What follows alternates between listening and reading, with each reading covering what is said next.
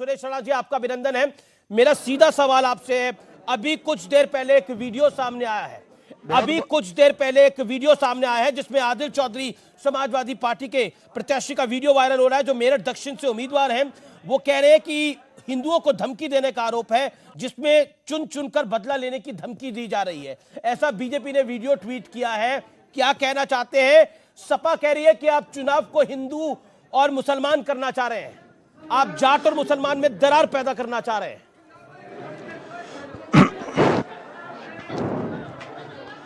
देखिए अमीर जी, सच बात तो यह है कि इनके पास इसके अलावा कोई बात बची नहीं। इनके अलावा इनके पास कोई विकास की बात नहीं है, इनके पास सड़क की बात नहीं है, बिजली की बात नहीं है, इनके पास किसानों की बात नहीं है। और ये समाजवादी पार्टी का असली चेहरा यही है। और असली चेहरा यदि पहचानना हो तो आपको जाना पड़ेगा इस बात पर कि जब आगरा में समाजवादी पार्टी का धरना चलता है तो समाजवादी पार्टी के धरने में समाजवादी पार्टी जिंदाबाद के नारे लगे तो बात ठीक है, अखिलेश यादव जिंदाबाद के नारे लगे तो भी ठीक है। वहां नारा लगता है पाकिस्तान जिंदाबाद का। आपने देखा होगा चुनाव नजदीक आया तो इन्होंने जिन्ना जिन्ना जिन्ना बोलना शुरू कर दिया। इनके मन में एक बार नहीं आया कि विभाजन के समय जिन लोगों को अपने महलों को छोड़ करके आना पड़ा, घरों को छोड़ करके आना पड़ा, माताओं बहनों को छोड़ करके आना पड़ा, जिन्ना पाकिस्तान आप करते हैं सुरेश राणा। वो कहते हैं कि इस चुनाव को पोलराइज करना चाहते हैं। जिन्ना और पाकिस्तान भारतीय जनता पार्टी करती है, सुरेश राणा करते हैं, योगी आदित्यनाथ करते हैं, संगीत सोम करते हैं, हम नहीं करते। वो कहते हैं अमीर जी हम गन्ने वाले हैं, वो जिन्ना वाले हैं। हम तो गन्ने वाले हैं, वो जिन्ना वाले हैं। हम गन्ने की मिठास की बात करते हैं, वो दंगों की कड़वाहट की बात करते हैं। आप माइक को थोड़ा पीछे करके बोले जिससे आपकी आवाज क्लियर आएगी। थोड़ा नीचे कर लीजिए माइक को थोड़ा नीचे कर लीजिए सुरेश राणा जी, माइक को थोड़ा नीचे कर लीजिए अपना, थोड़ा आवाज क्लियर आएगी। मेरा देखिए इस समय ये आप मेरे साथ बैठे हुए हैं, मैं आपसे बिल्कुल स्पष्ट बोल रहा हूं, जो आदिल चौधरी कह रहा है उसके मायने क्या है, क्योंकि भारतीय जनता पार्टी इसको कह रही है। जो मेरठ दक्षिण से उम्मीदवार है आदिल चौधरी, वो कह रहे हैं कि ये हिंदुओं को धमका रहा है, हिंदुओं वीडियो में चुन चुनकर बदला लेने की धमकी दे रहा है। माइक कौन सा है? सुरेश राणा जी, इनके पास इसके अलावा अमीर जी कोई भाषा नहीं है। इनके पास इसके अलावा कोई भाषा नहीं है। और जो ये बोल रहे हैं ये इनका असली चेहरा है। अरे आपने देखा होगा कि जो दंगा कराने वाले लोग हैं उसे सरकारी विमान से बैठा करके ये मुख्यमंत्री उस समय के जो थे समाजवादी पार्टी के अखिलेश जी, वहां जाकर के बिरयानी खिलाई जाती थी, सरकारी विमान का इस्तेमाल होता था। कैराना से पलायन हो गया, सहारनपुर को जला दिया गया, कांधला से पलायन हो गया। और होता क्या था, गुंडे माफिया दिन में कार्रवाई की तड़तड़ाहट की आवाज सुनती थी, रंगदारी मांगी जाती थी, गुंडाबाजी होती थी। जो नहीं देता था सरकार के संरक्षण में बैठे वहां के नेताओं के द्वारा, उन बदमाशों के द्वारा हत्या कर दी जाती थी। और 400-400 500-500 साल पुराने अपने घरों को छोड़ करके लोगों को जाना पड़ा पलायन करके। ये तो बोलते हैं पलायन को भी हम मुद्दा बनाने की कोशिश कर रहे हैं। अरे इनके अंदर संवेदना नहीं है, इनके अंदर दिल नहीं है, इनके अंदर केवल सत्ता की भूख है, इनके अंदर केवल कुर्सी की भूख है। यदि इनके अंदर दिल होता, संवेदना होती। अभी राणा जी गए थे, आप गन्ना मंत्री भी हैं उत्तर प्रदेश के। मेरा काउंटर सवाल होगा, आप कहते हैं आप गन्ना की बात करते हैं, लेकिन मैं आपको ट्वीट पढ़ के सुना रहा हूं। शलभ मणि त्रिपाठी मुख्यमंत्री के जो सलाहकार हैं वो कहते हैं हमारा नाहिद हसन के समर्थन के बयान को वो कोट करते हैं। वो कहते हैं हमारा चौधरी नाहिद हसन जेल से चुनाव लड़ रहा है, जो नाहिद हसन का समर्थन कह रहा है। एक सिकंदरपुर गांव है जहां पर 24,000 जाट है, वो कहते हैं कि वोट नहीं देंगे और यहां हम 80-90 हजार मुसलमान हैं। हमारे चौधरी नाहिद हसन के साथ कुछ गड़बड़ हुई तो यहां हम 1 मिनट नहीं लगाएंगे गड़बड़ी करने में। यह नाहिद हसन का समर्थक कैराना में कह रहा है, आदिल चौधरी मेरठ में कह रहा है। क्या आपको लगता है यह चुनाव पूरी तरह से पोलराइज करने की कोशिश है? एक तरफ मुसलमान, एक तरफ जाट, क्योंकि समाजवादी पार्टी कह रही है कि इस बार ऐतिहासिक होगा, मुसलमान जाट एक तरफ आएगा और बीजेपी को हार का सामना हर हाल में करना पड़ेगा। उसी को आप तोड़ना चाह रहे हैं। अमित जी सबसे बड़ी बात है, अमित जी सबसे बड़ी बात है, आप यदि गौर करोगे तो इन्होंने आज उनका कार्यकर्ता पूरी तरह संतुष्ट है। वो देख रहा है कि सारे समाजवादी पार्टी के कैंडिडेट उन्होंने लोकदल के सिंबल से उतार दिए। लोकदल के सिंबल से उन्होंने सारे के सारे समाजवादी पार्टी के कैंडिडेट्स को टिकट दिया। इसलिए आपने देखा होगा सिवाल खास हो, आपका मीरापुर हो, आपके अन्य शहर की सीट हो, जो भी सीटें हैं, मुजफ्फरनगर, शामली, मेरठ और पूरे पश्चिमी उत्तर प्रदेश में आपने देखा होगा कि सपा के लोग भी पर्चा भर रहे हैं और वो नॉमिनेशन लोकदल के लोग भी कर रहे हैं। आपस में तकरार है और तकरार का कारण सबसे बड़ा ये है कि ये लोग, इन्होंने आपस में, ये जो गठबंधन है, ये दिल्ली में बैठ करके गठबंधन हुआ है, ये कार्यकर्ताओं के दिलों का गठबंधन नहीं है। लोग मोदी की जय बोल रहे थे, लोग योगी जी की जय बोल रहे हैं और वो चाहते हैं कि किसी तरह देश आगे बढ़े, प्रदेश आगे बढ़े। और उत्तर प्रदेश के लोगों ने नई चीनी मिलों को लगते देखा है। किसान मसीहा चौधरी चरण सिंह जी का कर्म क्षेत्र बागपत, बरसों से किसान मांगता था कि हमें मिल जाए। अरे आरएलडी के साथ सपा का गठबंधन पहले भी था, पहले भी सरकारें आई, किसी ने शुगर मिल नहीं दी।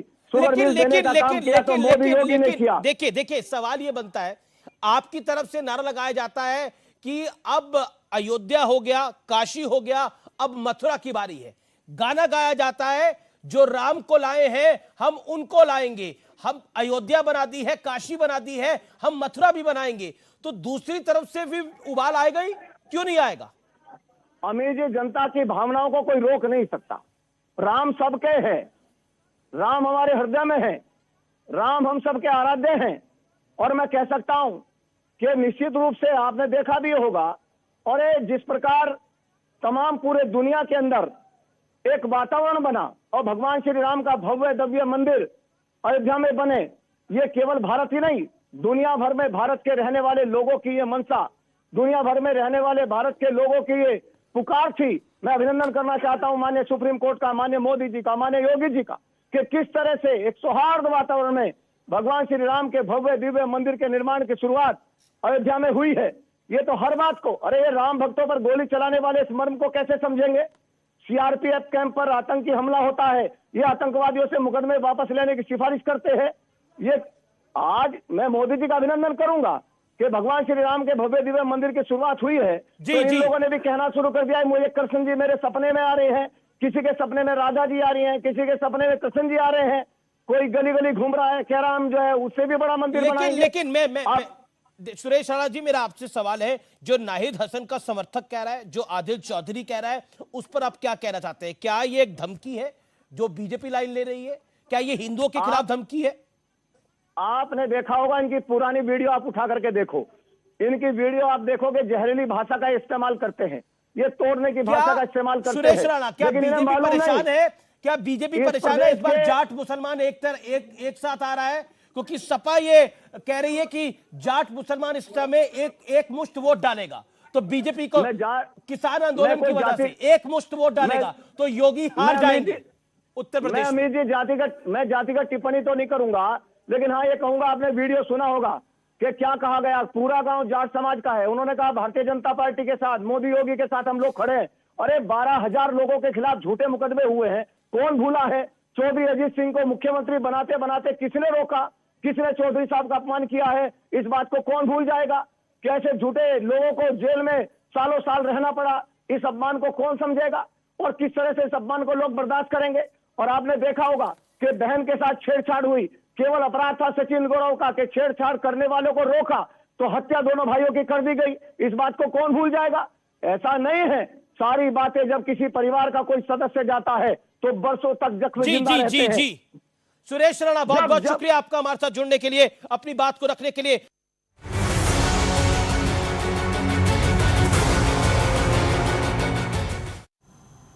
पश्चिमी यूपी में सियासी संग्राम छिड़ा हुआ है। 10 फरवरी को पहले चरण का मतदान होना है, इसके लिए तमाम पार्टियां मैदान में है। सरदना सीट से बीजेपी विधायक संगीत सोम भी मैदान में डटे हैं और विरोधियों पर लगातार हमला बोल रहे हैं।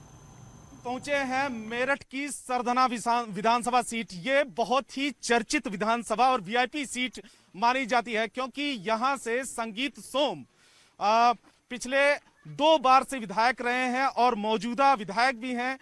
इस बार बीजेपी ने तीसरी बार उन पर विश्वास जताया है। वो कई जगहों पर जा रहे हैं। इस समय खेड़ी टप्पा गांव में पहुंचे हैं। लगातार डोर टू डोर कैंपेन चल रहा है। हालांकि तमाम जो बंदिशें हैं चुनाव आयोग की तरफ से, उसका भी पालन किया जा रहा है, मास्क भी लगाए हुए हैं, तमाम ऐसी चीजें हैं।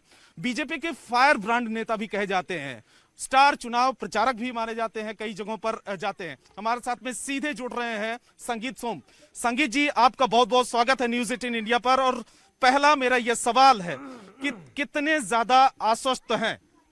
देखिए, यहाँ कोई फाइट में ही नहीं होता है और आश्वस्त होना तो स्वाभाविक सी बात है, चूंकि यहाँ की जनता एकदम मन बनाए रहती है कि हमें भारतीय जनता पार्टी की सरकार बनानी है। और यहाँ विधायक बहुत मैटर नहीं करता, लोगों के दिमाग में सीधा है कि भारतीय जनता पार्टी की सरकार बनानी है, इसलिए हमें भारतीय जनता पार्टी को वोट डालना है और हमारा डबल मार्जिन पहले से रहेगा, यहाँ ऐसी जनता का मन है। क्या वजह है, क्या ऐसे आपके पक्ष में मुद्दे हैं जो आप कह रहे हैं कि डबल मार्जिन से आपको वोट मिलने वाला है? देखिए, हमने सरधना विधानसभा में करीब 2000 करोड़ रुपए का काम कराया पिछले 5 साल में और लोगों को सुरक्षा का एक कवच दिया है कि यहाँ पहले अगर आप जंगल के लिए जाते थे तो भैंसे छिन जाते थे, लोग गांव में अपने आते थे, बाजार से घर आते थे तो बाजार में से उनकी पिटाई शुरू होती थी और रास्ते में पिटाई हो जाती थी।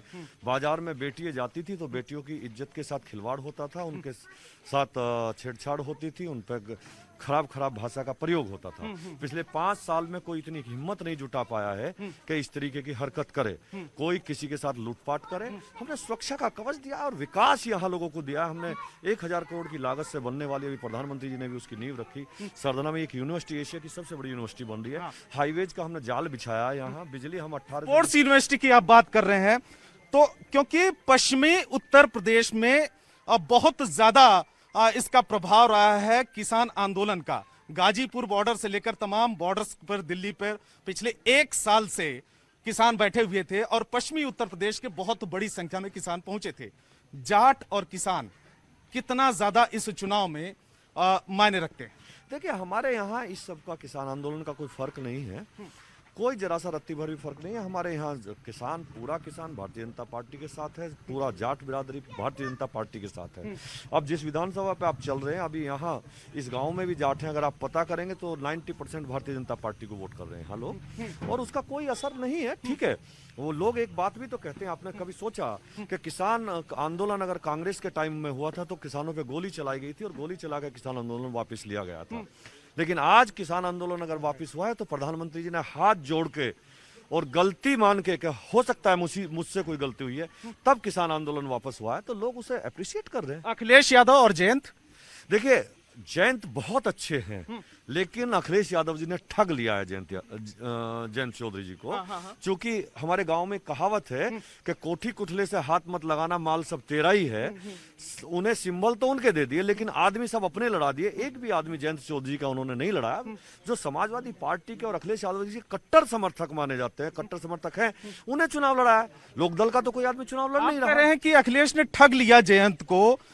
क्या जयंत चौधरी समझ नहीं पाए? वो बेसिकली घिर गए। वो 1 साल से भरोसे, देखिए, हम पश्चिमी उत्तर प्रदेश के बड़ा लोग भरोसा करते हैं। जयंत चौधरी जी ने अखिलेश यादव पे भरोसा किया और उन्होंने उस भरोसे में उनकी पीठ में चाकू घोंपा है, जो उनका कल्चर भी है। समाजवादी पार्टी का कल्चर यही है। मुलायम सिंह यादव जी ने अजीत सिंह चौधरी को इसी तरीके से ठगा था, आज जयंत चौधरी के साथ ये काम हुआ है। और आप देखिए, पूरी पश्चिम में इसका बहुत मैसेज है कि ये इस तरीके का ठगा गया, इसलिए किसी भी कीमत पर। बाप बेटा की जो जोड़ी है, आप मान रहे हैं कि आरएलडी के दोनों ही नेताओं को, बाप बेटा की जोड़ी को ठगा है? बिल्कुल ठगा है। समाजवादी पार्टी के दोनों नेताओं ने, मुलायम सिंह यादव जी ने और अखिलेश यादव जी ने, दोनों को ठगा है। और इस ठगबंदी का जो गठबंधन उन्होंने किया है, उसका जनता उन्हें जवाब देने जा रही है। ओवैसी कहीं है? देखिए, ओवैसी कहीं है या नहीं है मुझे नहीं पता, लेकिन मैं ओवैसी के बारे में एक बात आपको बता दूं। आपके गलत तरीके से फंस गए हैं जरा। अब पश्चिमी उत्तर प्रदेश में उन्होंने आदमी लड़ाए, मेरे यहाँ भी आदमी लड़ाया। देखते हैं जरा कितनी वोट दिलवाते हैं। और ओवैसी आए वोट मांगने, जरा उनके लिए क्यों नहीं आते वोट मांगने? क्योंकि उनके अंदर डर है कि यहाँ की जनता उन्हें नकारेगी और इन्हें वोट नहीं देगी, इसलिए वो यहाँ आने की हिम्मत नहीं जुटा पाएंगे। ताल तो ठोक रहे हैं। ताकत है तो सरधना पे आए सरधना पे। मैं चैलेंज करता हूँ, आए जरा यहाँ आके देखें। पटखनी दे देंगे? पटक नहीं, हमारा नंबर कहाँ है, हमारे कार्यकर्ता ही दे देंगे। आप कैसी बात करते हैं, कैसी बात कर रहे हैं? ओवैसी जैसे लोगों के लिए हमारे जब कहाँ तो कार्यकर्ता काफी है उनके लिए तो। अरे वो 2-2 टके के लोग हैं, उन्हें कौन पूछ रहा है भाई? कैसी आप बात करते हैं? अच्छा, दूसरी बात यह है कि जब चुनाव होता है उत्तर प्रदेश में, चाहे वो लोकसभा का चुनाव हो, यहाँ से वापस भी चलते हैं, थोड़ा सा आगे भी जाना है संगीत जी को। जब चुनाव हो, ठीक है, जब चुनाव होता है उत्तर प्रदेश में या फिर लोकसभा या विधानसभा का, तो मुजफ्फरनगर भी याद आता है। तमाम नेता या विपक्ष के लोग उसका जिक्र करते हैं। आप मानते हैं कि उसका भी असर होने वाला है इस चुनाव में? नहीं, बिल्कुल होने वाला है। देखिए, समाजवादी जो पूरा सपना हमने 12 से 17 के बीच में देखा है, वो हम दोबारा नहीं देखना चाहता। पश्चिम का आदमी वो नहीं देखना चाहता। मुजफ्फरनगर में हमने देखा है नालियों में बहता हुआ खून, हमने देखा है सड़कों पर पड़ी लाशें, हमने देखा है नहर का पानी अखिलेश यादव ने कम नहीं किया, क्योंकि हमारे सैकड़ों लोगों की लाशें उसमें पड़ी थी। वो कत्लेआम हम दोबारा से नहीं देखने चाहते। हम नहीं देखना चाहते कि किस तरीके से हमारे युवाओं की आंखें तकवे से निकाली गई, हम वो नहीं देखना चाहते। हम वो नहीं देखना चाहते कि किस तरीके से हमारी बहन बेटी के इज्जत के साथ खिलवाड़ हुआ, हम वो नहीं देखना चाहते। किस तरीके से अखिलेश यादव ने तुष्टीकरण जिस तरीके से किया, हम वो दोबारा से नहीं देखने चाहते। पश्चिम उत्तर प्रदेश का आदमी वो बुरा सपना दोबारा नहीं देखेगा। आप मानते हैं कि इस बार के विधानसभा चुनाव में आपके पक्ष में या बीजेपी के पक्ष में एक बड़ा मुद्दा यह भी है 2013 का मुजफ्फरनगर का दंगा और उस समय की जो शासन व्यवस्था थी? देखिए, हम लोगों के लिए तो मेन वही है। हम पश्चिमी उत्तर प्रदेश के किसान सब खाते पीते किसान हैं। अधिकतर यहाँ सक्षम लोग हैं। हमारे लिए तो सुरक्षा सबसे पहले है। और समाजवादी पार्टी की सरकार में जो हमारे और हमारे लोगों के साथ हुआ है, तुष्टीकरण के तहत हुआ है। एक जाति एक वर्ग को उन्होंने बढ़ावा देने के लिए, केवल एक वर्ग को बढ़ावा देने के लिए पूरे लोगों को कुचला है। बाकायदा तानाशाही की तरह कुचला गया। अखिलेश यादव अगर मेरे शब्दों में पूछेंगे तो तानाशाह थे, उन तानाशाह ने मिलकर कुचला है। और पश्चिम उत्तर प्रदेश का आदमी और मुजफ्फरनगर का आदमी कभी उसे भूल नहीं सकता। बड़े दावे ठोक रहे हैं और कह रहे हैं विश्वास के साथ में कि अखिलेश यादव की सरकार बनने वाली है। अगर मान लीजिए बीजेपी की सरकार नहीं बनती है, अखिलेश यादव की सरकार बनती है, इस बार क्या बदलाव होने वाला है? नहीं बनेगी। नहीं बनेगी। तो मैं कैसे मान लूं जब बनेगी नहीं? पब्लिक के बीच क्या कह रहे हैं, पब्लिक को कैसे समझा रहे हैं कि अखिलेश अगर आ गए तो क्या होगा? हम जानते हैं, वो पब्लिक जानती है ना कि अखिलेश आ गए तो फिर से दंगे होंगे।